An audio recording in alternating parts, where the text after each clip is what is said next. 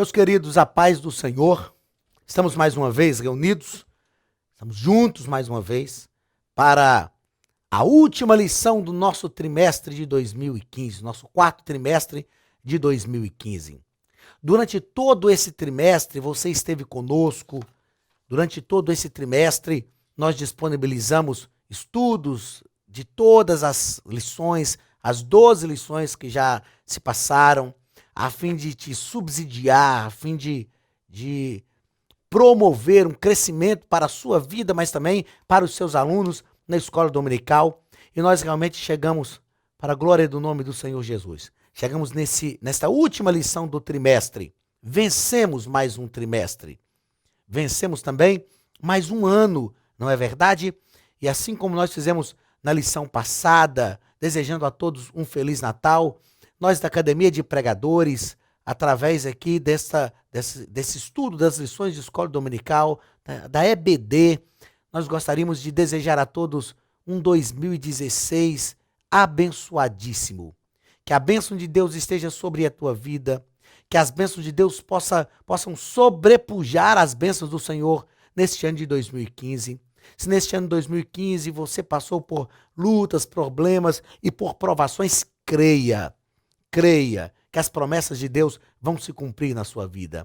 As promessas que Ele fez durante este ano irão se cumprir. As promessas que não se cumpriram durante este ano de 2015 irão se cumprir também. E eu tenho certeza que você terá um ano de 2016 debaixo da bênção do Senhor para a glória do seu nome. Então, através aqui da Academia de Pregadores, o pastor Anderson Silva deseja a todos vocês um feliz 2016, debaixo da bênção gloriosa do Senhor Jesus. Amém? Vamos então para as considerações desta nossa 13ª lição. Eu gostaria de, no final desse trimestre, deixar uma sugestão para você que é professor de escola dominical. Antes de iniciar a sua aula da 13ª lição, faça uma revisão, leia pelo menos o título de cada uma das lições. Durante todo esse trimestre, esse quarto trimestre, nós estudamos o livro de Gênesis, o começo de todas as coisas. A nossa revista desse trimestre girou sobre este assunto, o começo de todas as coisas, estudos sobre o livro de Gênesis. Nós tivemos 12 lições, hoje nós vamos estudar a 13ª, mas a primeira lição falou sobre Gênesis, o livro da criação divina. A segunda lição, eu gostaria de ler o título da lição e a verdade prática, pelo menos, que é a verdade para a qual a lição nos convida. Primeira lição, Gênesis, o livro da criação divina. E a verdade prática nos diz o seguinte: sem o livro de Gênesis, as grandes perguntas da vida ainda estariam sem resposta. E nós aprendemos que no livro de Gênesis nós temos um relato lógico da criação de Deus. Criacionismo. Segunda lição, a criação dos céus e da terra. E a verdade prática nos diz o seguinte: a primeira grande verdade da Bíblia é que Deus criou os céus, a terra e o ser humano. Deus, como o arquiteto do universo, como o criador de tudo, através da sua soberania, criou todas as coisas. Terceira lição, e Deus os criou, homem e mulher. E a verdade prática nos asseverou o seguinte: Deus nos criou à sua imagem e semelhança, para que o amemos e vivamos para a sua glória. Deus nos criou como uma manifestação do seu amor e ele será glorificado através das nossas vidas. A quarta lição, a queda da raça humana. E a verdade prática nos diz o seguinte: o pecado de Adão trouxe-nos a morte, mas a morte de Jesus Cristo garante-nos a vida eterna e plena comunhão com Deus. Se por um homem entrou o pecado no mundo, por um homem também entrou a salvação. A quinta lição, Caim era do maligno. A verdade prática nos diz o seguinte: quem ama de verdade não se deixa dominar nem pela inveja e nem pelo ódio. Nós aprendemos nesta lição como ter um coração dominado pelo amor e livre, liberto da inveja e do ódio. A sexta lição, o impiedoso mundo de Lameque. A verdade prática nos diz o seguinte: o mundo de Lameque em nada diferia do nosso. Resistindo à graça de Deus, entregaram-se à devassidão e à violência e à resistência ao Espírito Santo. O mundo de Lameque era semelhante ao nosso mundo, mas Deus tratou, Deus interviu de forma severa e efetiva.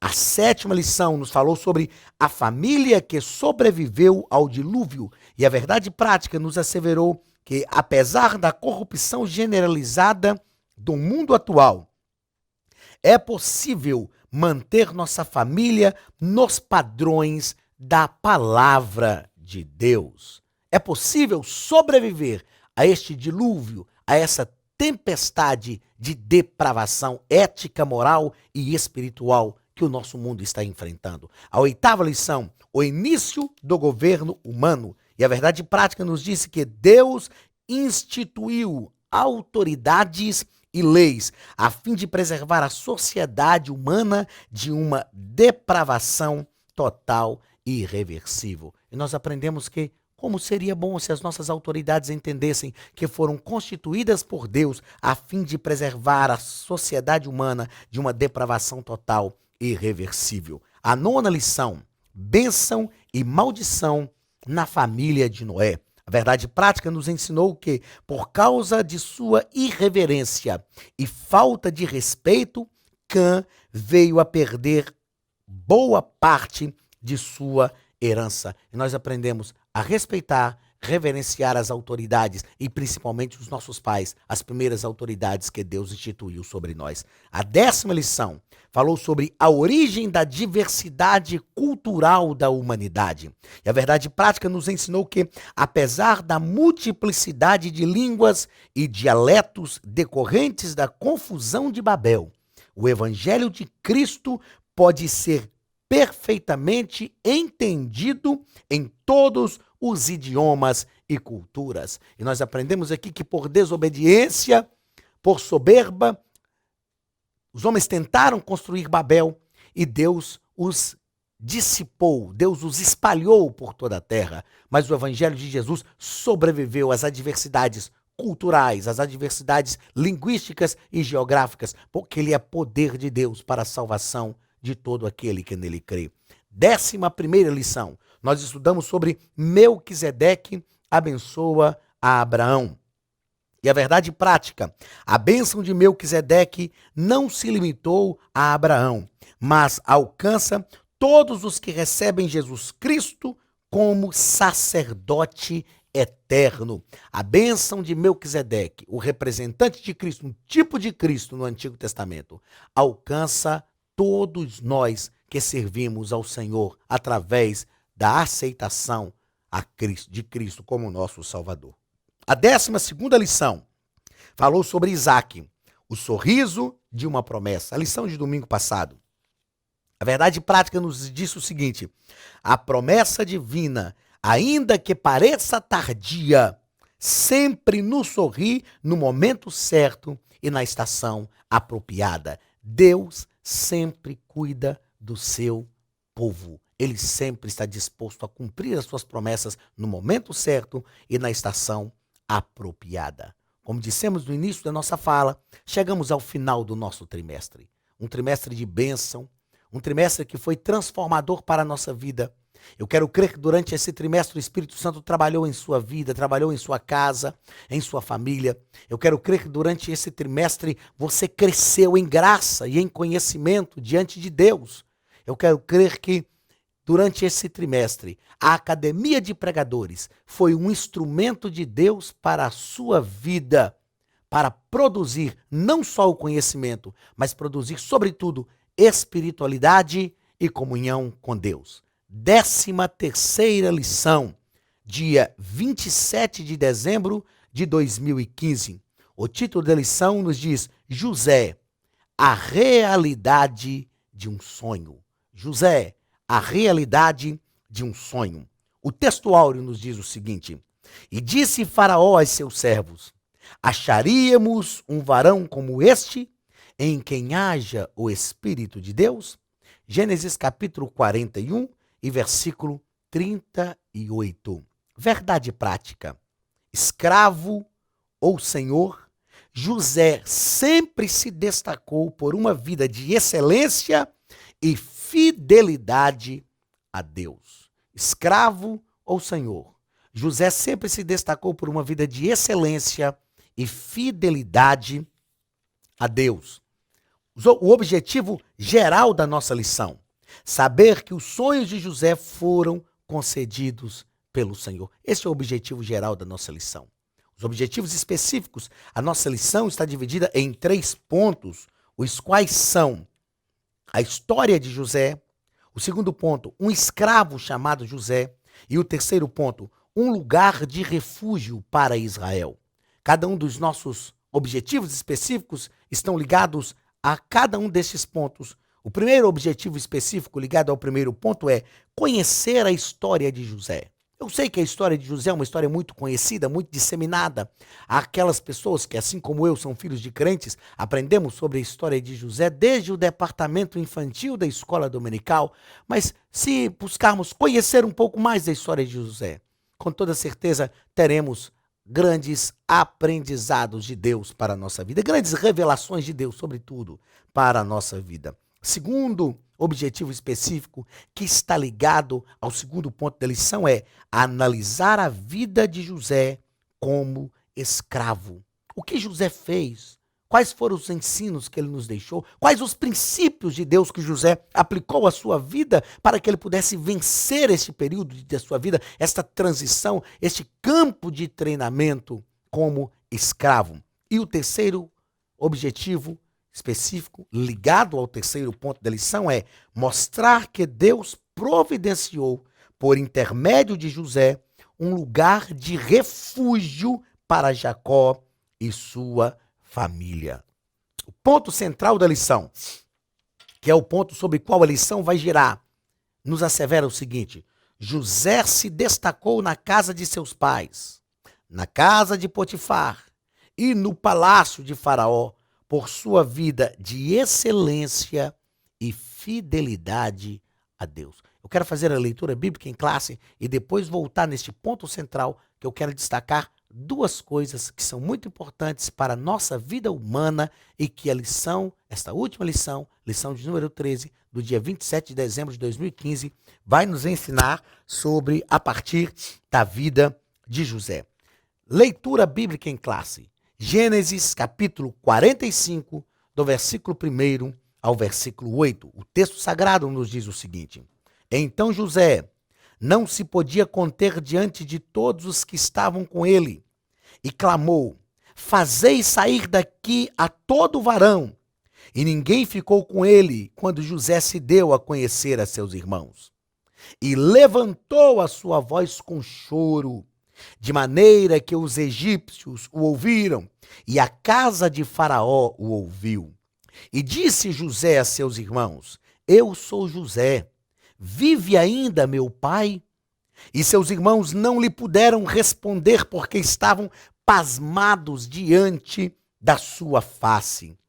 E disse José a seus irmãos: peço-vos, chegai-vos a mim. E chegaram-se. Então disse ele: eu sou José, vosso irmão, a quem vendeste para o Egito.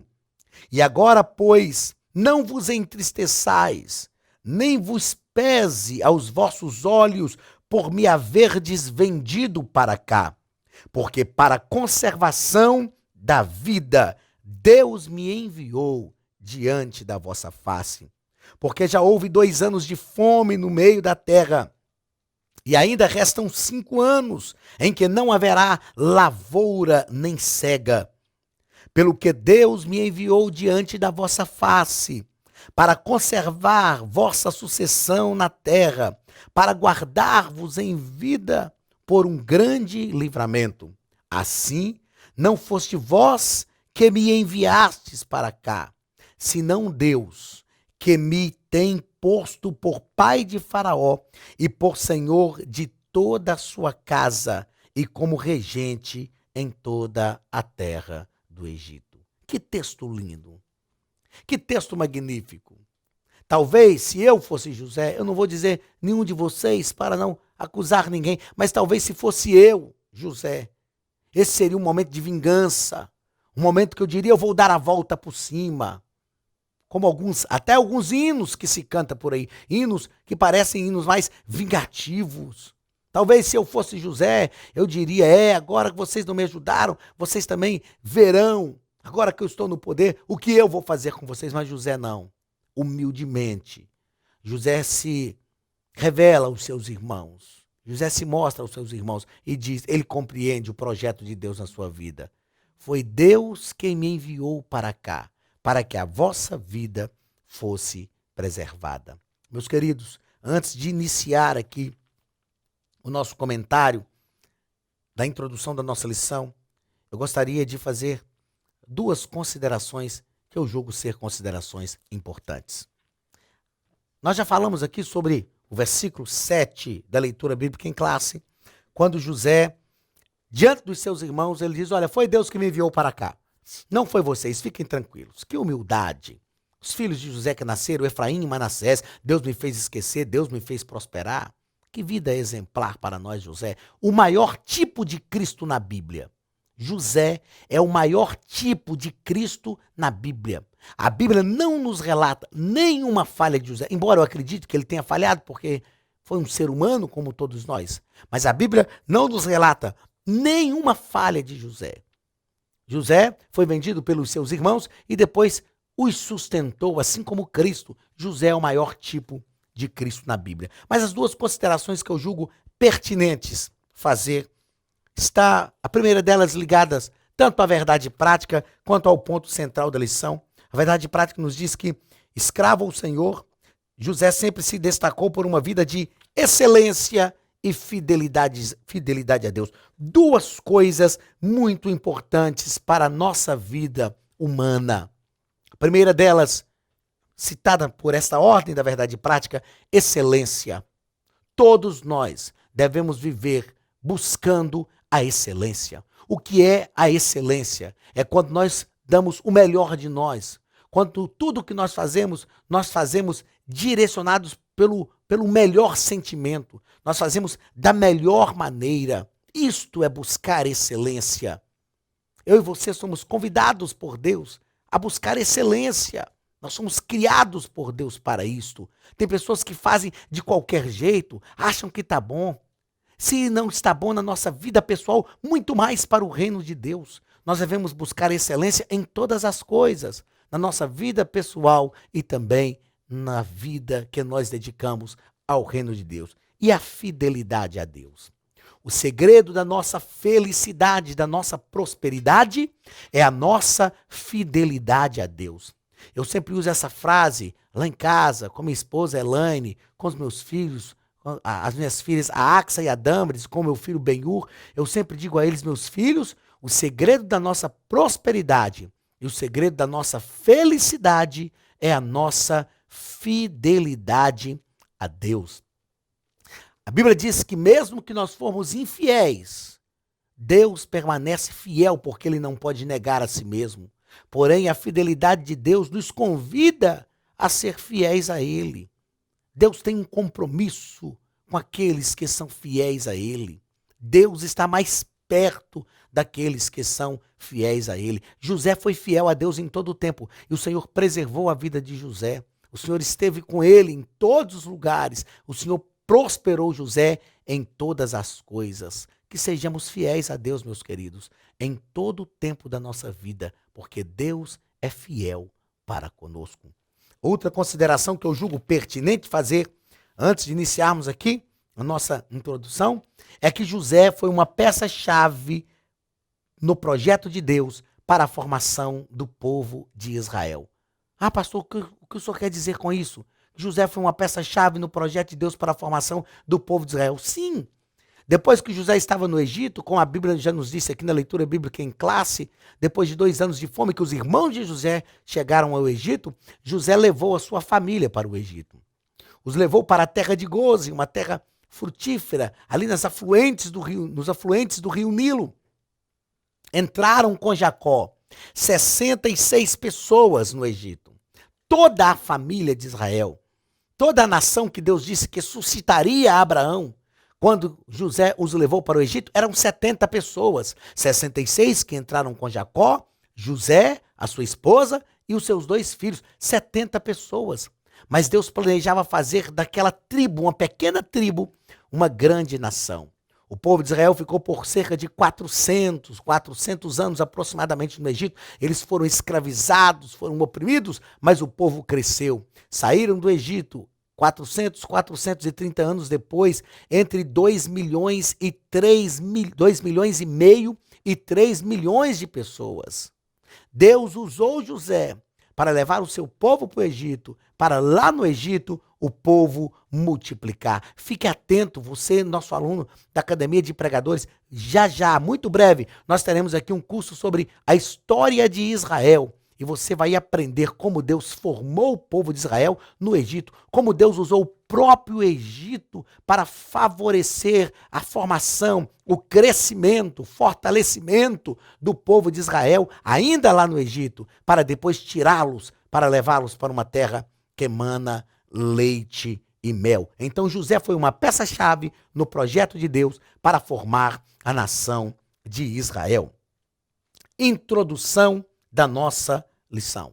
O nosso comentarista vai dizer, sobretudo na introdução, que José soube esperar com paciência, soube esperar o tempo de Deus com paciência.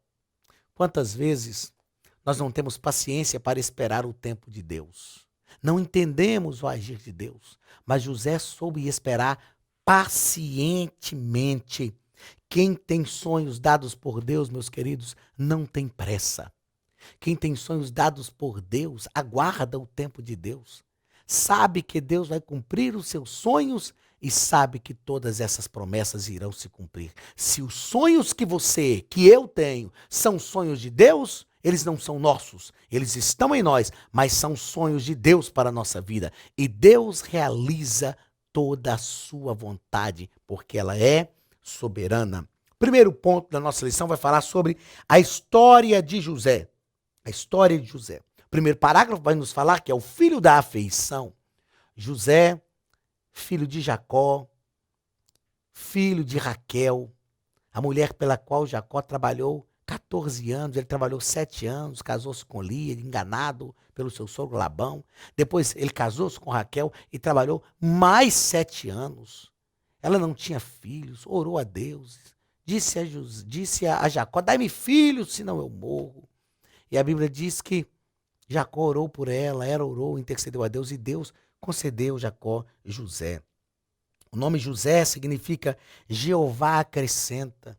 E isso nos indica que esse menino nasceu e ele realmente acrescentou algo à vida desta família.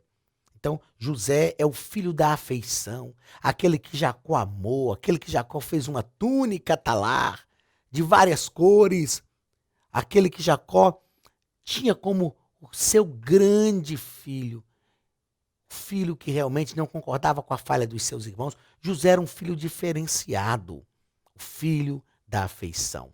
O segundo parágrafo vai nos falar sobre José, filho da decisão.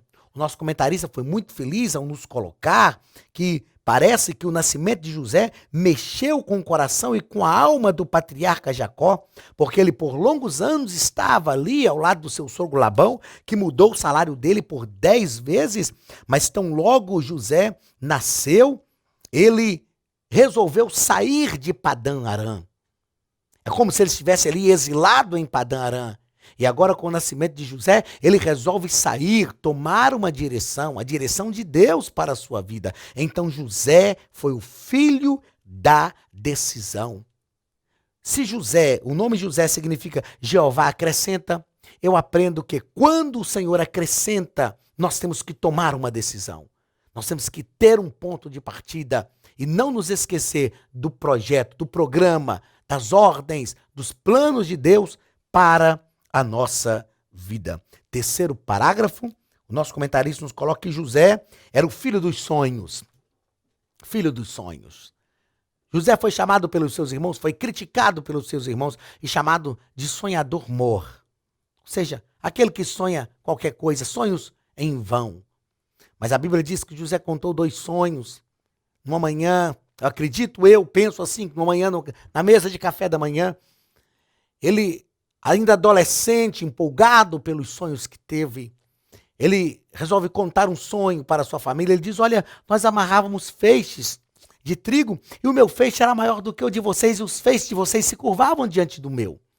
E naquele tempo, o filho caçula, não era como na nossa cultura, onde o filho caçula é paparicado. Eu sou filho primogênito, e se a nossa cultura fosse como a cultura de Israel, eu teria grandes privilégios. Mas na nossa cultura, o filho caçula, a gente sabe que é um pouco mais paparicado pelos pais, não por maldade dos pais, mas porque quando os filhos caçulas chegam, os pais já têm uma experiência por ter outros filhos e vão cometer menos erros com esses filhos caçulas. Com toda certeza, esse é o motivo.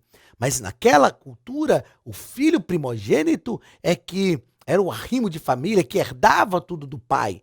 E quando José conta que o seu feixe era maior do que os dos seus irmãos, e o dos seus irmãos curvavam diante do dele, isso era inaceitável para aquela cultura. Eu acredito que numa outra manhã, José tem outro sonho e chega para contar na mesa de café da manhã, talvez, como eu disse, estou fazendo aquilo que eu acredito, a Bíblia não fala exatamente isso, mas a gente pode inferir. Ele chega e conta e fala: olha, eu sonhei que o sol, a lua e outras estrelas se curvavam diante da minha. E a minha estrela brilhava mais do que a de vocês, do que o sol e da lua. A Bíblia diz que até mesmo o patriarca Jacó, naquela hora, repreende José, porque estava na frente dos filhos. E ele diz: você acredita que eu, a sua mãe e os seus irmãos nos curvaremos diante de você?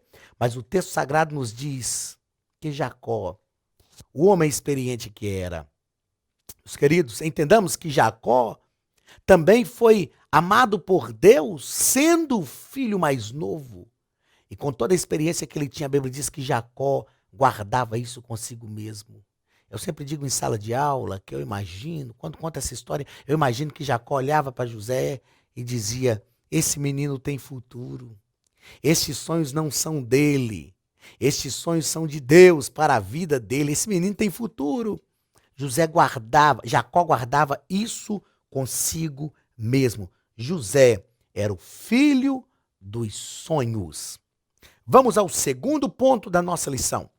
Vai falar sobre um escravo chamado José. O primeiro parágrafo vai falar sobre o preço de um jovem.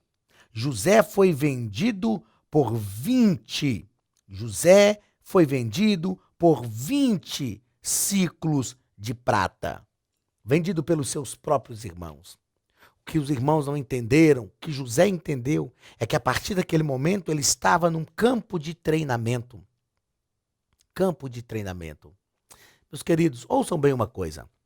Tem uma frase que eu sempre digo, eu disse essa frase novamente na semana passada, o irmão pediu para eu repetir, ele anotou, porque ele achou interessante. Eu estava numa sala de aula, eu disse o seguinte: quanto maior o projeto de Deus sobre a nossa vida, maior e mais intenso tem que ser o treinamento. Eu vou repetir para você não se esquecer. Quanto maior o projeto de Deus sobre a nossa vida, maior e mais intenso deve ser o treinamento. Deus tinha grandes projetos para José. José então precisava passar por um grande e intenso processo de treinamento. E o primeiro processo de treinamento de Deus para a nossa vida começa dentro de casa. Foi assim com Jesus também, ele foi rejeitado pelos seus próprios irmãos. Foi assim com Davi. Os irmãos não aceitaram a unção de Deus sobre a sua vida. Foi assim com José. O primeiro campo de treinamento de José foi a sua própria casa. Ele foi vendido pelos seus próprios irmãos. Não entenderam os seus sonhos, não entenderam o projeto de Deus. Mas José tinha uma fé confiante. Ele entendeu o que Deus tinha para a sua vida e foi fiel a Deus em todo o tempo. O segundo parágrafo nos diz a pureza de um jovem. Quem serve a Deus, meus queridos, prospera até mesmo na servidão. Deus não nos prospera somente quando estamos vivendo o melhor momento da nossa vida, mas Deus nos prospera em qualquer lugar. Tudo que aquele jovem hebreu, tudo que José colocava à mão, Deus fazia prosperar. Quem serve a Deus prospera em qualquer circunstância. Em qualquer circunstância. Lembra do que eu disse agora há pouco, que era o nome de José? O que significava o nome de José? Jeová acrescenta. Aquele que Jeová acrescenta dentro de casa com seus irmãos, Jeová acrescenta no trono do Egito, mas Jeová acrescenta na casa de Faraó e Jeová acrescenta no cárcere também. O Jeová que acrescenta está sobre a nossa vida. Não importa qual seja a circunstância, Jeová sempre acrescenta. Terceiro parágrafo do segundo ponto. A prisão de um jovem. José foi para a prisão muito jovem, muito novo. Tinha tudo para se tornar o prisioneiro mais depressivo.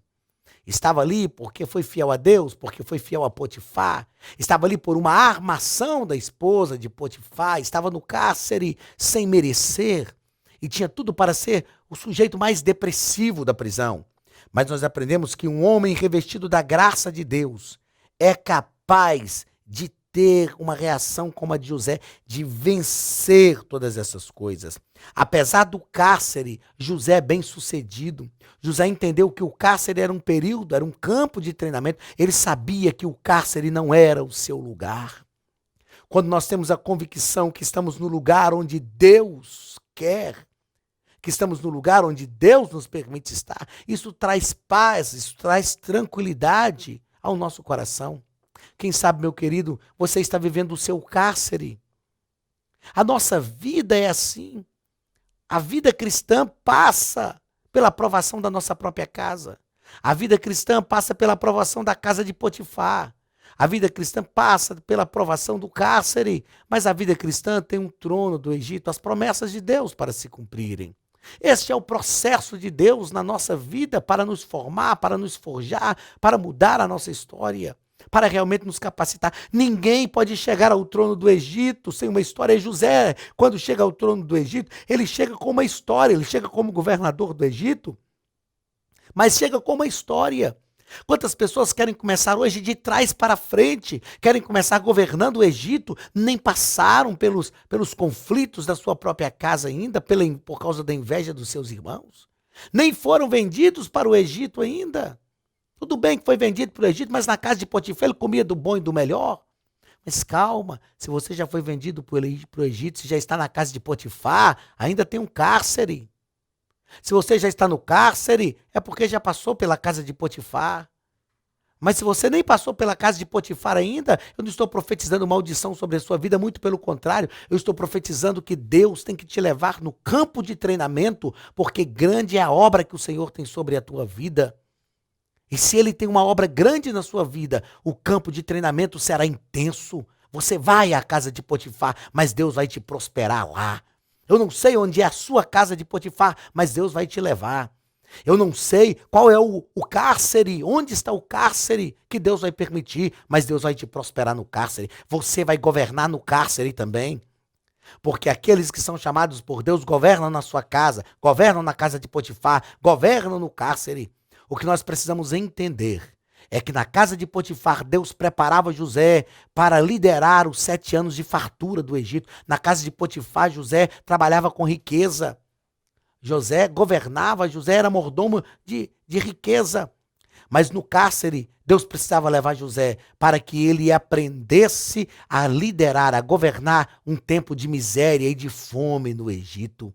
O tempo do cárcere foi maior do que o tempo da casa de Potifar, porque nós precisamos ser mais treinados por Deus para governar, para liderar, para administrar momentos difíceis, porque os momentos difíceis, são mais complicados de serem administrados. Então, o tempo de treinamento de Deus para nós administrarmos os momentos difíceis são maiores do que o tempo de treinamento para administrarmos os momentos de alegria. Mas você está no campo de treinamento. Porém, Deus tem o trono preparado para José. E na hora certa, eles vão chamar José, vão raspar a sua barba, vão dar nele um banho, vão prepará-lo.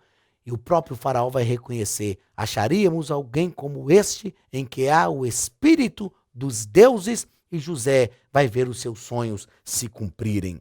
José estava na prisão, mas não estava preso, porque o Senhor estava com ele.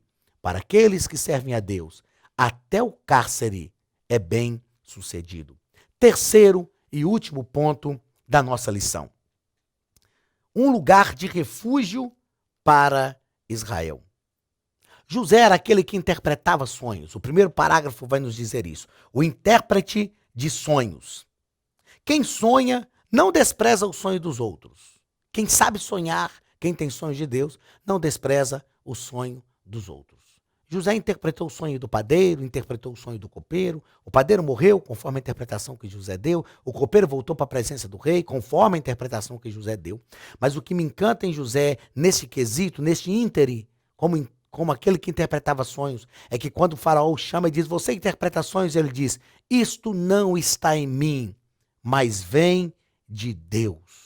José não aproveita a oportunidade que estava diante do governante do grande império mundial para fazer o seu nome. Não. José não aproveita a oportunidade para puxar o holofote para cima de si, como muitos fazem nos nossos dias. Não. Aprendamos uma coisa, meus queridos. Quem promove o nosso nome, quem divulga o nosso ministério é o próprio Deus. Quem nos abre as portas são Deus. É melhor estar num lugar onde a mão de Deus nos coloca, porque nós temos certeza que onde a mão de Deus nos coloca, Ele não vai nos tirar, só o pecado pode nos tirar de lá. Mas Ele já nos colocou dentro de um projeto, dentro de um plano, e enquanto nós não cumprirmos toda a plenitude da sua vontade, nós não sairemos daquele lugar onde a mão de Deus nos colocou, mas onde a minha própria mão me leva, onde a mão do homem me coloca. A mão do homem pode me tirar, a minha mão pode me levar a lugares de enganos. Mas José estava agora diante de Faraó. E quando o Faraó pergunta, você interpreta sonhos? Ele diz, isto não está em mim. Que humildade. Isto vem de Deus. Glórias a Jesus por esta atitude de José. O segundo parágrafo do nosso terceiro ponto vai nos falar sobre José como um economista excelente. O plano de José era um plano prático. A fartura dos primeiros 7 anos deveria ser armazenada para socorrer a penúria dos últimos 7 anos. José nos dá aqui um exemplo de sabedoria. A sabedoria de José era uma sabedoria administrativa que Deus havia lhe dado. Que nós possamos aprender com José. Buscar a sabedoria de Deus para gerenciar a nossa vida. Tem pessoas que, quando estão bem, quando tem fartura, esbanjam. Não reservam nada. E de repente, quando entram num problema, numa dificuldade, tudo se vai, perde tudo. Porque não souberam administrar o que tinha. José nos dá um exemplo de economia. Veja que este grande homem de Deus, em que estava o Espírito de Deus, era também um homem de sabedoria para gerenciar a sua vida humana. O terceiro parágrafo deste terceiro e último ponto. O Salvador de seu povo. Foi como primeiro-ministro que José acolheu a sua família. Nós já falamos sobre isso aqui. Ele soube como interpretar as adversidades pelas quais passava. Todas as adversidades pelas quais ele passou. Ele soube interpretar muito bem. E como já falamos, levou a sua família para o Egito e ali deu um lugar de segurança para aquele povo, para aquela nação, como instrumento de Deus. Conclusão: se fizermos a vontade de Deus, até as adversidades redundarão em bênçãos, livramentos aos que nos cercam. Que tudo ocorra, pois de acordo com a vontade de Deus. Deus tem uma vontade para a sua vida. E Paulo, escrevendo a carta aos Romanos, diz que a vontade de Deus é boa, é agradável e é perfeita. Que essa vontade boa, agradável e perfeita de Deus para mim e para a sua vida seja uma realidade em todos os dias da nossa existência. Meus queridos, chegamos ao final do nosso trimestre. Estudamos a nossa lição de número 13. José, a realidade de um sonho. O primeiro ponto falou sobre a história de José. O segundo ponto sobre José, um escravo. E o terceiro ponto falou sobre um lugar de refúgio para Israel. Com toda certeza, o nosso desejo e a nossa esperança é que durante esse trimestre a Academia de Pregadores foi tenha sido realmente uma bênção para a sua vida. Com toda certeza, Deus plantou a Academia de Pregadores para que nós pudéssemos lhe auxiliar. E este projeto desafiador da Escola Bíblica Dominical continuará no nosso próximo trimestre. O nosso primeiro trimestre de 2016, que se iniciará no mês de janeiro. Nós estaremos aqui novamente, todas as semanas, com uma nova lição, com novos subsídios, suplicando a graça de Deus sobre a nossa vida, para que o Senhor abra o nosso entendimento, nos dê inteligência e sabedoria, como Ele fez com José, a fim de que juntos, você, a Academia de Pregadores, sejamos instrumentos de Deus para o crescimento do seu reino na terra. Mais uma vez, um feliz 2016, um ano novo cheio de bênçãos, boas festas e que o Senhor continue a te prosperar de forma gloriosa. Receba o abraço do pastor Wanderson Silva, da Academia de Pregadores, e que o Senhor te prospere grandemente. Continue conosco. Academia de Pregadores, um lugar de Deus para o teu crescimento e para o teu aprimoramento ministerial. Que o Senhor te abençoe em nome de Jesus.